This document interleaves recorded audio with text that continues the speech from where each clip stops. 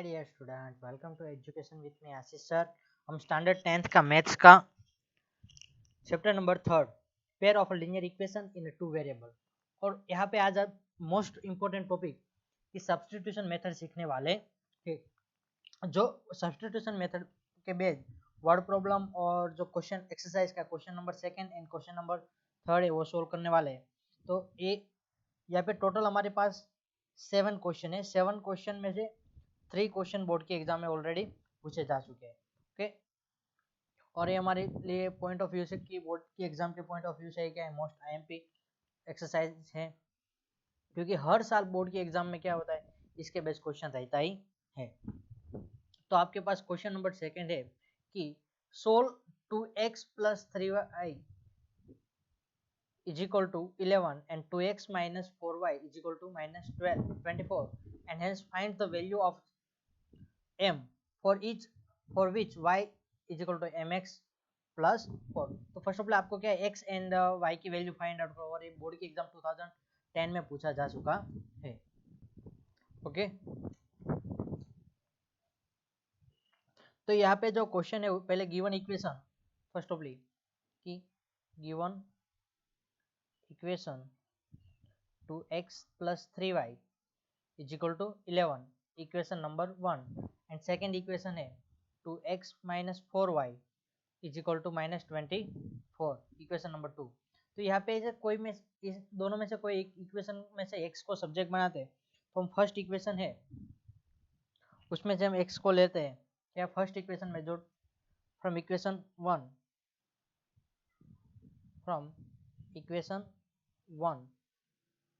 2x is equal to 11 minus 3y।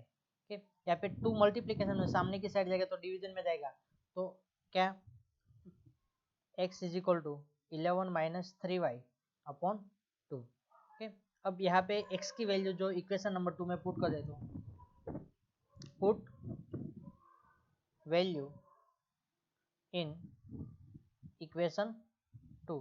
Equation 2 में हम क्या करें, वैल्यू है वो सब्स्टिट्यूट कर रहे हैं। क्या करें, x की वैल्यू जो इक्वेशन 2 में सब्स्टिट्यूट करें, तो 2x की वैल्यू हमें यहाँ पे मिली है 11 minus 3y upon 2 is equal to plus minus है minus 4y is equal to minus 24। Okay, 11 into 2 करोगे, यहाँ पे 2 कट हो गया। ठीक, 11 minus 3y minus 4y is equal to 24। ये माइनस यहाँ पे प्लस 11 है, वो सामने की साइड है तो माइनस होगा, तो माइनस 24 माइनस 11, यहाँ पे माइनस 3 माइनस 4 माइनस 7 होगा, माइनस 7y।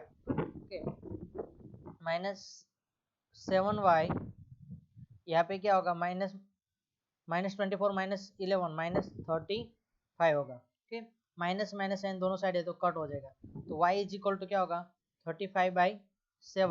35/7 यानी कि क्या मिलेगा, y की वैल्यू आपको 5 मिलेगी। ओके, यहाँ पे हमारे पास y इज इक्वल टू 5 मिल गया।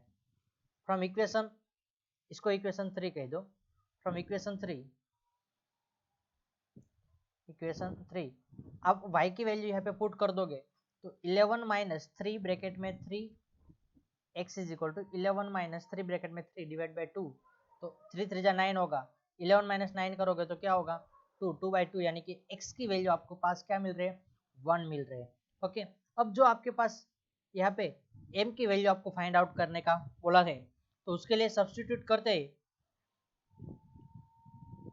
तो क्या होगा यहाँ पे y की वैल्यू फर्स्ट ऑफ यहाँ पे जो आपके पास गिवन दिया है कि गिवन इक्वेशन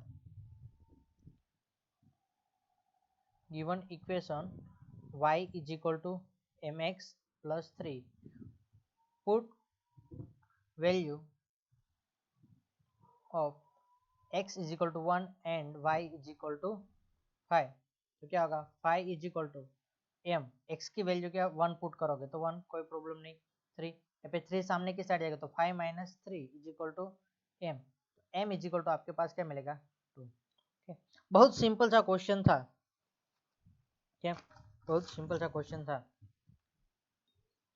सॉरी, यहाँ पे क्या हमने एक मिस्टेक कर दी कि y की वैल्यू में यहाँ पे क्या पुट करनी है 5 पुट करनी है। 5 3 जा 15, 15 माइनस 11 माइनस 15 करोगे तो क्या आएगा यहाँ पे -4 आएगा। 4 डिवाइड बाई करोगे तो यहाँ पे क्या आएगा आपको -2। एक्स की वैल्यू -2 मिली है, क्या मिली है -2। यहाँ पे भी चेंज कर दो -2, तो यहाँ पे -2 पुट करोगे तो क्या होगा 3 सामने के साइड आएगा तो 2 आएगा, क्या आएगा 2, और m के साथ क्या है -2m मल्टीप्लाई में है, तो यहाँ पे 2 -2m, तो m इज इक्वल टू क्या होगा 2 बाई -2, क्या होगा m इज इक्वल टू -1 मिलेगा। ओके, थोड़ी मिस्टेक, आप वैल्यू पुट करने में कभी मिस्टेक करना नहीं, क्योंकि मैं यहाँ पे आपको वीडियो में कट कर सकता, लेकिन एक गलती हमसे आप लोगों से भी हो सकती है, इसलिए ध्यान रखना। ठीक है, वैल्यू कभी गलत पुट करना नहीं, वैल्यू गलत पुट करोगे तो आपको आंसर गलत आएगा, और आंसर गलत आएगा तो आपको मार्क्स क्या मिलेंगे, बहुत कम मार्क्स कट हो जाएंगे, 2/-2 यहाँ पे। तो हमारा फाइनल आंसर क्या है, एम की वैल्यू क्या मिली -1। नाउ अब क्वेश्चन नंबर 3 देखते हैं। From the pair of the linear equation for the following problem and find the solution and by the substitution method। तो यहाँ पे आपके पास जो वर्ड प्रॉब्लम है, सारे वर्ड प्रॉब्लम का पहले तो क्या करो, उसका इक्वेशन बनाओ, और इक्वेशन बनाने के बाद उसका क्या करना है आपको वैल्यू फाइंड आउट करना है। The difference between two number is 26, one number is 3 time of the other. एक नंबर है वो दूसरे नंबर से कितना है 3 टाइम्स है। Let two number x and y, क्या first of all let the two number, दो नंबर ले रहे हैं, वो क्या है b x एंड y, और उसमें भी x ग्रेटर देन y हम ले रहे हैं, क्या ले रहे हैं x है वो y से बड़ा है। अकॉर्डिंग टू द इक्वेशन हमें यहाँ पे क्या x और y का डिफरेंस क्या है 24 है, तो बिगर नंबर क्या है x है। तो according to the question, according to question x minus y difference कितना मिला आपको 26, एंड बिगर नंबर क्या है हमने x लिया है, तो x इज इक्वल टू क्या होगा 3 टाइम्स ऑफ द अदर, तो x इज इक्वल टू क्या है 3y। ओके, यहाँ पे दो इक्वेशन हमें मिले हैं, इक्वेशन 1 इक्वेशन 2। इक्वेशन 2 में x की वैल्यू है जो इक्वेशन 1 के अंदर सब्स्टिट्यूट करते हैं, from equation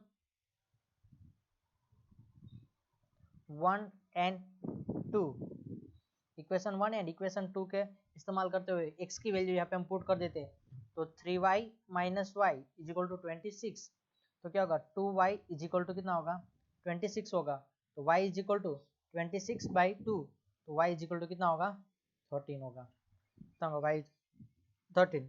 x is equal to क्या होगा, तो x की वैल्यू क्या होगी, तो x is equal to 3 into 13, 13 3 जा 39। तो आपके पास जो दो नंबर आपको कहे थे वो क्या है 39 एंड 13। ओके, तो hence the two number, hence the to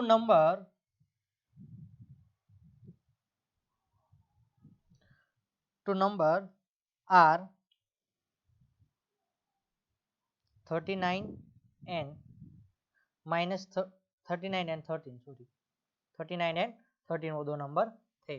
okay, बहुत सिंपल सा क्वेश्चन है, ऐसे कोई प्रॉब्लम नहीं होगा। Next question, example question number 2, the larger of the two supplementary, the larger of a to supplementary angle exceed the smaller by 18 degrees. क्या जो bigger number है वो क्या है उससे 18 डिग्री जो ज्यादा है, क्या सप्लीमेंट्री एंगल। तो फर्स्ट ऑफ ऑल आपको सप्लीमेंट्री एंगल यानी कि मालूम है, सप्लीमेंट्री एंगल यानी कि क्या होता है, the sum of the angles is equal to 180 is called supplementary angle. तो यहाँ पे दो नंबर एंगल है x एंड y, हम पहले लेते हैं, तो let the supplementary angles be, let the supplementary angles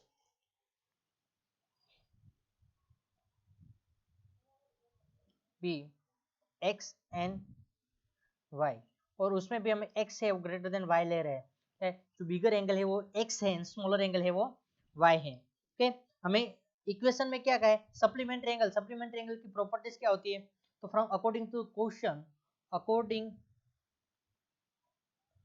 to question क्या होगा कि x प्लस वाई, तो सप्लीमेंट्री एंगल का सम कितना होता है 180 होता है, तो x plus y is equal to 180, equation number 1 मिल गया। और अब आपको क्या कहा है कि two supplementary angles exceed the smaller by 18 degree, जो दो एंगल है उसमें दोनों एंगल का डिफरेंस क्या है, तो 18 है, तो x minus y is equal to कितना होगा 18, इक्वेशन 1 इक्वेशन 2, इक्वेशन 2 में से हम x को सब्जेक्ट बनाते हैं तो क्या होगा x is equal to, from equation 2, equation 2 में से हम x को सब्जेक्ट बनाते हैं तो x इज इक्वल टू क्या होगा 18 प्लस वाई होगा, क्या होगा 18 प्लस वाई, इसको इक्वेशन नंबर 3 कह दो। और इक्वेशन 3 वो इक्वेशन 1 में सब्स्टिट्यूट करते हैं कि substitute the value of substitute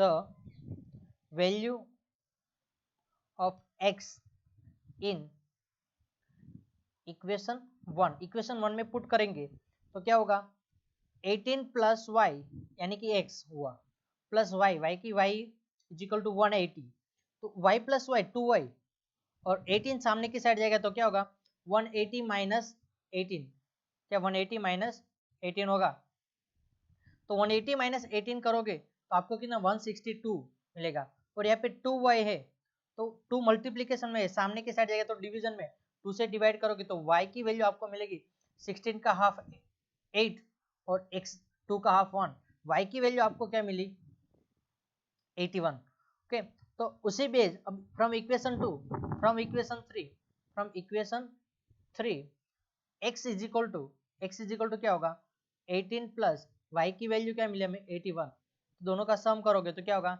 99, x is equal to 99।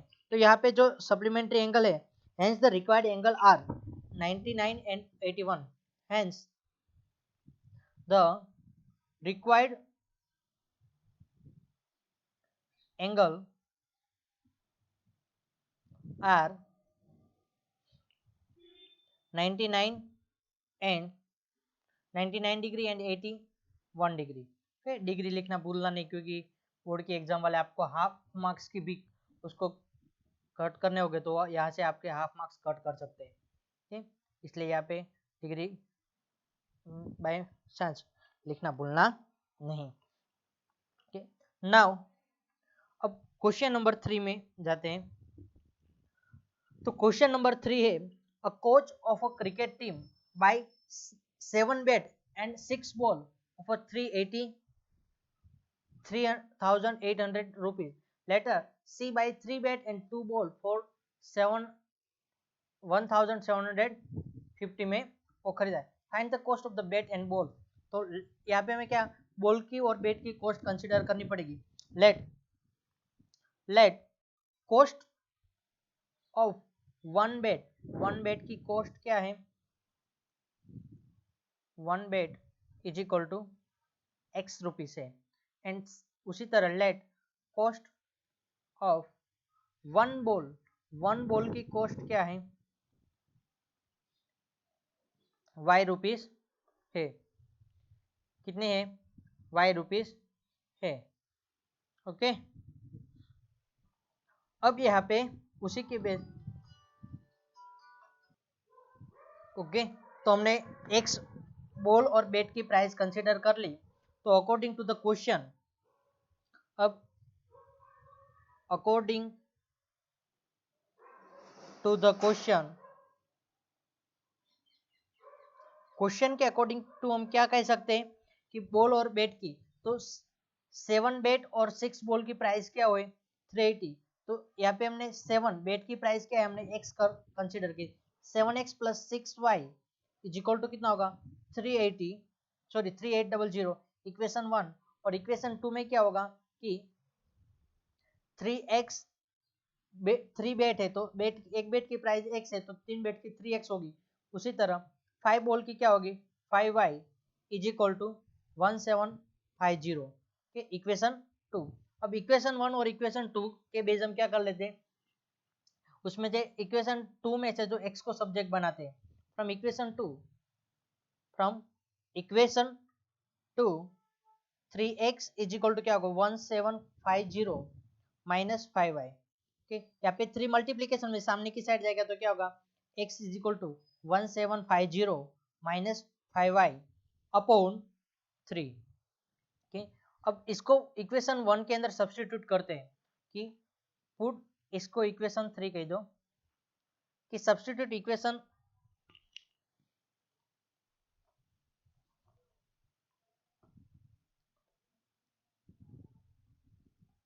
Substitute या तो पुट कर दो, put equation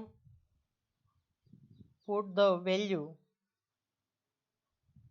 of x in equation 1। Okay, यहाँ पे x की वैल्यू जो है वो पुट करना है 7 ब्रैकेट में 1750 minus 5y upon 3 plus 6y is equal to 3800। Okay, 7 into पहले यहाँ पे आपको मल्टीप्लीकेशन करना होगा। ओके, तो मल्टीप्लीकेशन करोगे 7 इंटू इसके साथ मल्टीप्लाई कर दे तो 7 इंटू 0 यानी कि क्या होगा।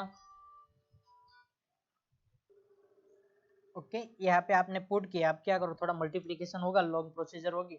0 इंटू 7 यानी कि 0, 7 5 जा 35 का 5 कैरी 3, 7 7 जा 49, 49 प्लस 3 करोगे तो कितना होगा 52, 52 का 2 कैरी 5, 7 जा 7, 7 प्लस 5 करोगे तो कितना होगा 12। ओके, माइनस 7 5 जा 35, 35y, तो यहाँ पे 3 है वो यहाँ पे मल्टीप्लाई हो जाएगा तो क्या होगा 18y, और ये 3 है वो सामने की साइड चला जाएगा तो क्या होगा 3800 इंटू 3 करोगे तो 0 0, 8 3 जा 24 का 4 कैरी 2, 3 3 जा 9 प्लस 10 11। ओके, अब यहाँ पे आपके पास -35 प्लस 18, तो उसमें से दोनों का सब्ट्रैक्शन करोगे तो क्या होगा यहाँ पे आपके 17y मिलेगा। कितना मिलेगा 17y, लेकिन वो क्या मिलेगा -17y मिलेगा। कितना मिलेगा -17, और यहाँ पे 12,250 है वो सामने की साइड जाएगा तो वो भी माइनस हो जाएगा कि 11400 माइनस 12250।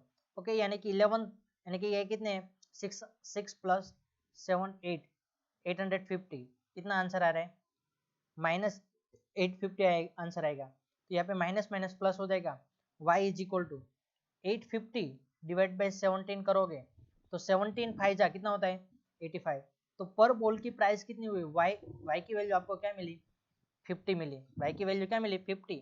अब यहाँ पे आप यहाँ पे पुट कर दो, यहाँ पे आप ऐसे लिख सकते हो यहाँ पे वापस x is equal to 1750, 50 into 50 करोगे 50 इंटू 5 इंटू 50 करोगे 5 इंटू 50 तो कितना होगा 250 होगा। तो मैं यहाँ पे डायरेक्टली 250 लिख रहा हूँ, 250 माइनस अपॉन 3, तो यहाँ पे 250 सब्ट्रैक्ट करोगे तो कितना होगा 1500 डिवाइड बाई 3 करोगे तो कितना मिलेगा 500 आंसर आएगा। तो प्राइस ऑफ द बॉल और बैट की प्राइस क्या होगी, बैट की प्राइस आपको क्या मिल रही है 500 और बॉल की प्राइस क्या मिल रही है 50। Hence the cost of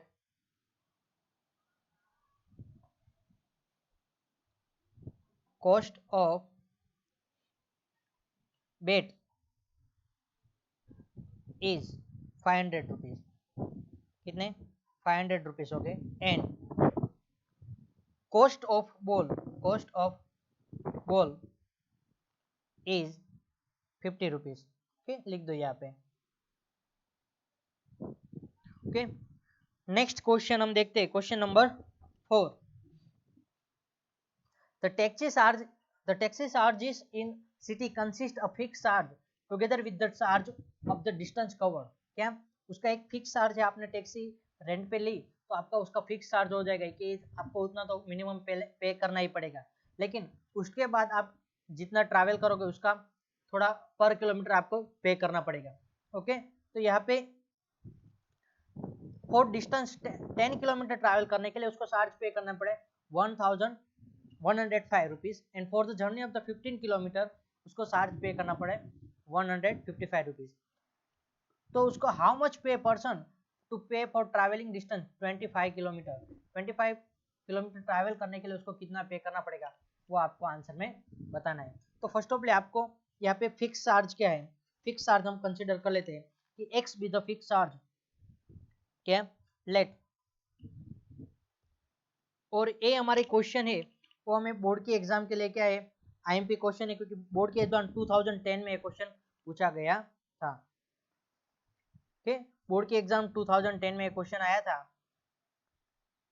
late x be the fix charge be, let fix charge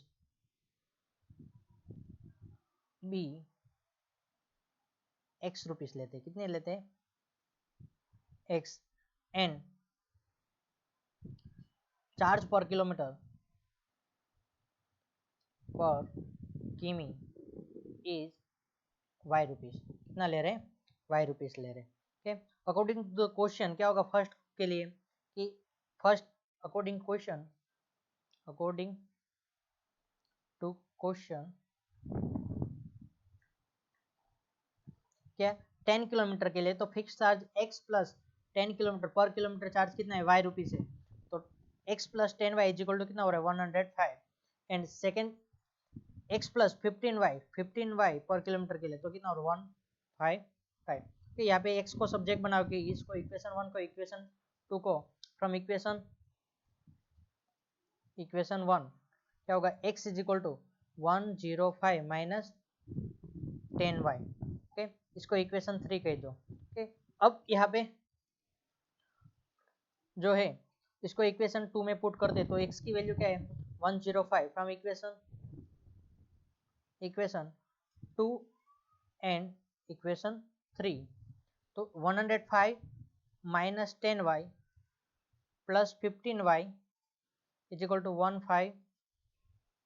okay, यहाँ पे से 105 है वो सामने के साइड तो माइनस होगा 155 माइनस 105, और यहाँ पे 15y माइनस 10y करोगे तो क्या होगा 5y मिलेगा। ओके, तो 5 यहाँ पे कितना आंसर आएगा 50 और यहाँ पे 5y, तो y इज इक्वल टू कितना होगा 50/5 यानी कि 10 रुपीज़ पर किलोमीटर चार्ज कितना है 10 रुपीज़ है। तो फ्रॉम इक्वेशन 2 क्या y इज इक्वल टू आपको 10 मिल रहा है, तो फ्रॉम इक्वेशन 3 x की वैल्यू क्या होगी x is equal to 105y minus 10 into per kilometre charge कितना है 10, तो कितना होगा 10 इंटू 10 यानी कि 100, तो 105 माइनस 100 करोगे तो आपको आंसर क्या मिलेगा 5। फिक्स चार्ज क्या है 5 रुपीज़ हो रहा है। ओके, फिक्स चार्ज कितना हुआ 5 रुपीज़ फॉर 25 किलोमीटर के लिए, उसको 25 किलोमीटर ट्रैवलिंग करने के लिए। तो यहाँ पे पहले तो जो लिख लेते हैं कि फिक्स चार्ज इज ₹5 एंड पर किमी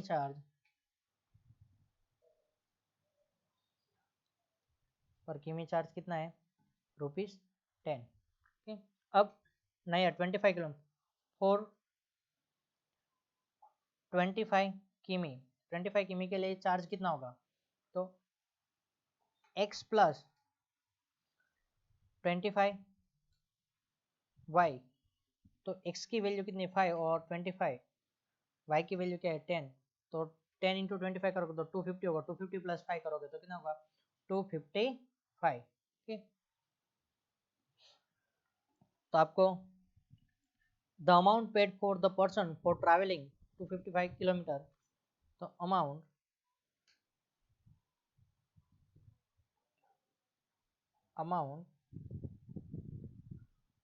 paid by the person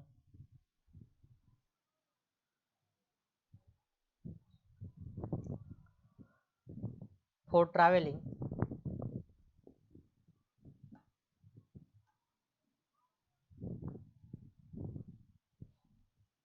25 किमी is 255 rupees. Okay, next question देखते हैं, question number 4 fifth, a fraction become 9/11 if 2 added to both the numerator and denominator।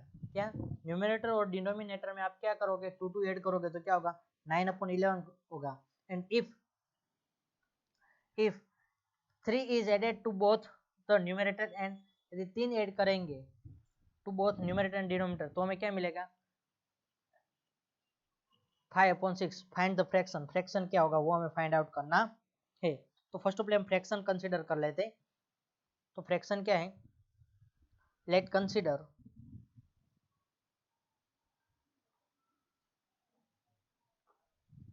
x/y fraction.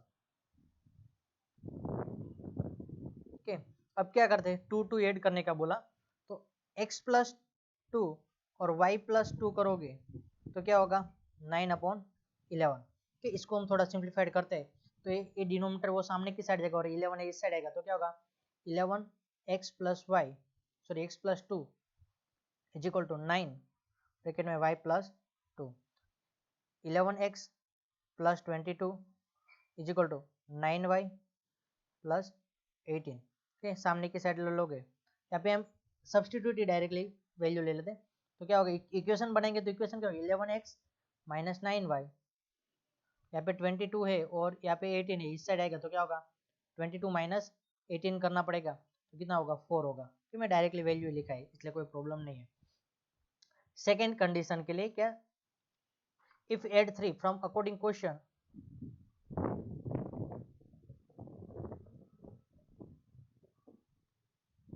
If add 3 to both the numerator and denominator तो x+3 करोगे, x+3 and y+3 you get 5/6। 6 इस side जाएगा तो क्या होगा, 6x + 6 3 जा 18 और 5y + 5 3 जा 15। ओके, तो यहाँ पे इक्वेशन क्या होगा, 6x - 5y + 3 is equal to 0। Equation 2 और ये इक्वेशन हमारा 1 बना। फ्रॉम इक्वेशन 2 हमें x और y की अब वैल्यू फाइंड आउट करने, तो उसमें से x को सब्जेक्ट बनाते हैं तो 6x इज इक्वल टू क्या होगा, 5y + 5y वो सामने की साइड जाएगा तो क्या होगा, सॉरी -5y सामने की साइड जाएगा तो प्लस होगा और +3 और सामने की साइड जाएगा तो -3 होगा। यहाँ पे 6 मल्टीप्लीकेशन में तो वो सामने की साइड जाएगा तो क्या होगा, 5y - 3/6। इसको इक्वेशन 3 कह दो। From equation 1 and 3, from equation 1 and 3 एक और 3 इक्वेशन का इस्तेमाल करेंगे तो 11/x की वैल्यू क्या है, 5y - 3/6 -9y + 4 क्या है, +4 इज इक्वल टू 0 प्लस। अभी यहाँ पे सिंप्लीफाई कर तो 11 5 जा कितना होगा, 55y, 11 3 जा -33। ओके, 6 है उसको यहाँ पे मल्टीप्लाई कर तो कितना होगा, 6 9 6 जा 54y और ये 6 है वही यहाँ पे 4 के साथ भी मल्टीप्लाई तो 6 4 जा 24 इज इक्वल टू 0। अब देखो 55y - 24y करोगे तो कितना मिलेगा आपको आंसर, y मिलेगा। और -33 है +24 है तो माइनस करोगे तो कितना मिलेगा, 9 मिलेगा इज इक्वल टू 0। तो y इज इक्वल टू आपको क्या मिला, 9 मिला। तो यहाँ पे ये इक्वेशन में पुट कर देते फ्रॉम इक्वेशन 3, इक्वेशन 3 क्या होगा, x is equal to 5 bracket में 9 - 3/6 तो 9 5 जा कितना होगा, 45 45 - 3 करोगे तो कितना होगा, 42 42 डिवाइड बाई 6 करोगे तो x की वैल्यू क्या मिलेगी आपको, 7 मिलेगी। ओके, तो यहाँ पे हमें फ्रैक्शन क्या होगा, हमारा जो फ्रैक्शन कहा था, hence the required fraction x/y, hence the required fraction x/y is equal to क्या होगा, 7/9। Okay, understand. Now last question है और लास्ट क्वेश्चन है वो बहुत सिंपल सा क्वेश्चन है कि 5 year hence the age of Jacob क्या, 5 year hence the age of the Jacob will be 3 time that of his son क्या, 5 साल पहले की बात करें तो 5 year hence the age of the Jacob 3 times of that of his son and 5 year ago 5 साल पहले की बात करें तो Jacob age was 7 times that his son what is their present age यानी कि अभी से जो 5 साल बाद उसकी एज क्या हो जाएगी तो यहाँ पे पहले में तो जेकब और उसके सन की एज कंसिडर करनी पड़ेगी let x be the present age of the Jacob son क्या let x be the present age of Jacob's son Jacob की सन की एज क्या है x है एंड जेकब की एज क्या लेते हैं and y be the present age of Jacob Jacob की प्रेजेंट एज क्या है y है ओके तो 5 साल पहले की बात करें आफ्टर 5 ईयर जेकब की सन की एज और जेकब की एज क्या होती है आफ्टर 5 ईयर 5 ईयर 5 साल के बाद जेकब की एज क्या हो जाएगी y प्लस 5 होगी ईयर और जेकब के सन की एज भी 5 साल बढ़ जाएगी क्या हो जाएगी जेकब के सन की एज क्या होगी आफ्टर 5 ईयर जेकब एज यहाँ पे एंड जेकब के सन की एज क्या होगी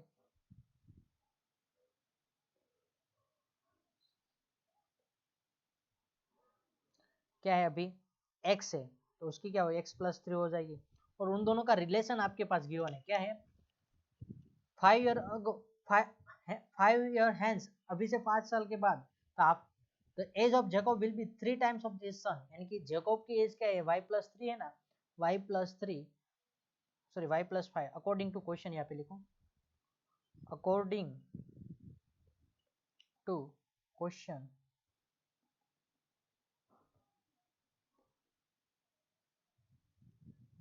जेकब की एज कितने y प्लस 5 है उसके बेटे के एज के साथ रिलेशन क्या है 3 टाइम है तो उसकी एज बेटे की एज क्या हो जाएगी उस टाइम पे x प्लस 5 होगी ठीक है तो यहाँ पे सिंप्लीफाइड करोगे तो y plus 5 is equal to 3x plus 15 ठीक है तो यहाँ पे y को हम सब्जेक्ट बना लेते हैं तो क्या हो जाएगा कि 3x 15 या 5 सामने के साइड तो माइनस होगा तो 3x प्लस 10 होगा ओके इसको इक्वेशन 1 कह दो अब जो 5 साल पहले की बात करें तो 5 ईयर अगो 5 साल पहले जेकब की एज क्या होगी 5 साल पहले तो 5 ईयर अगो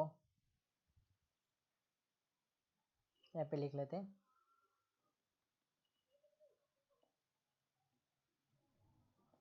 अगो जेकब सन एज जेकब की सन की एज अभी x है तो 5 साल पहले कितने होते x माइनस 5 ईयर होती ठीक है और जेकब की एज क्या होती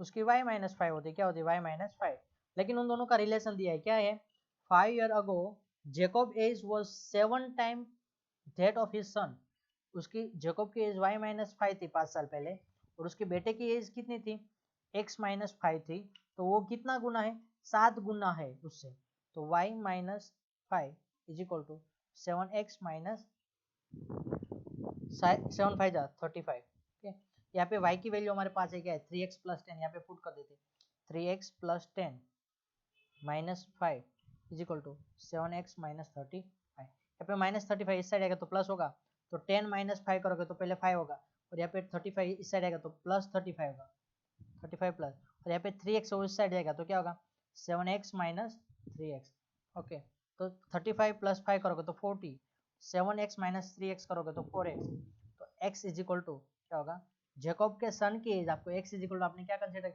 जेकब के सन की age and y is equal to क्या होगा y इज इक्वल टू तो यहाँ पे उसके क्वेश्चन के बेस 3 इंटू 10 प्लस 10 तो कितना होगा 40 ओके अंडरस्टैंड नाउ जेकब की एज कितनी है अभी 40 ईयर है जो हमें फाइनली जो आंसर लिखना है hence the present age of the Jacob and his son is 40 year and 10 year यहाँ पे लिख दो hence the present age of Jacobs and his son is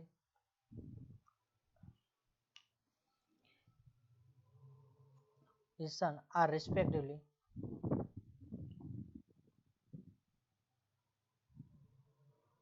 कितने हैं? जैकब की 40 है और जैकब के बेटे की एज कितने है?